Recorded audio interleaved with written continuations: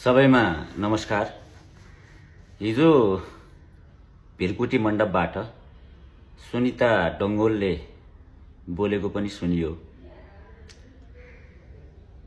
अचम्म के लाग्यो भने स्टन्ट गरेर देश बन्छ बन्दैन होइन। स्टन्ट त अहिलेको सरकारले गरिरहेको छ नि।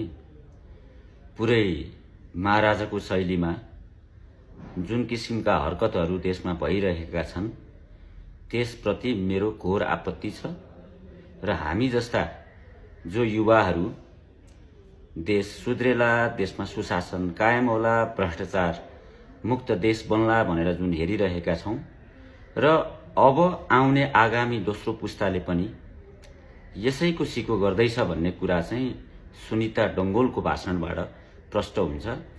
म सुनिता डंगोलजीलाई के च्यालेन्ज गर्न चाहन्छु भने तपाईले देश बनाउने हो भने आगामी 84 को निर्वाचनमा फेरि पनि बालेन शाहसँग चुनाव लडेर देखाउनुस्।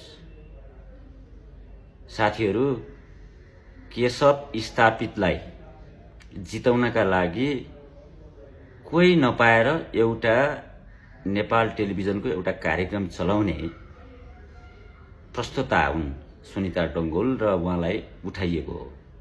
उहाँसँग न कुनै राजनीतिक शैली छ, न राजनीतिक आचरण छ, न उहाँसँग कुनै इतिहासको चाहिँ अध्ययन छ। उहाँले नेकपा एमालेको इतिहास हेर्नु भएको छैन।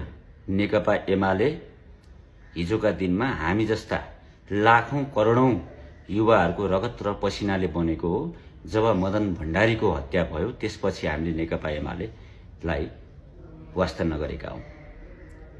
त्यो भएको हुनाले चाहिँ सुनिता बहिनीले स्टन्टका कुरा र चाहिँ बालेन शाहलाई चाहिँ जुन उहाँले घुमाउरो पाराले जुन शब्दहरू प्रयोग गर्नु भएको छ त्यो शब्दहरू फिर्ता लिनुस्। तपाई यतिखेर बालेन शाहले नेतृत्व गरेको महानगरपालिकाको उपमेयर हुनुहुन्छ। तपाई कोही ठूलो व्यक्ति होइन। त्यो पनि 84 सम्म पुग्दाखेरि तपाईको हैसियत के हुन्छ त्यो हेर्न बाँकी नै छ। त्यही भएर कलाकार भएर बोल्यो भनेर चाहिँ साथीहरूले नभन्नु होला। म कलाकार पछि हुँ र चाहिँ पहिलो चाहिँ यो नेपालको नागरिक हुँ है। त्यो भएको भएर सुनिता बहिनीलाई चाहिँ त्यस्ता शब्दहरू प्रयोग गरेको सुहाउँदैन। बुझ्नुभयो नि? धन्यवाद।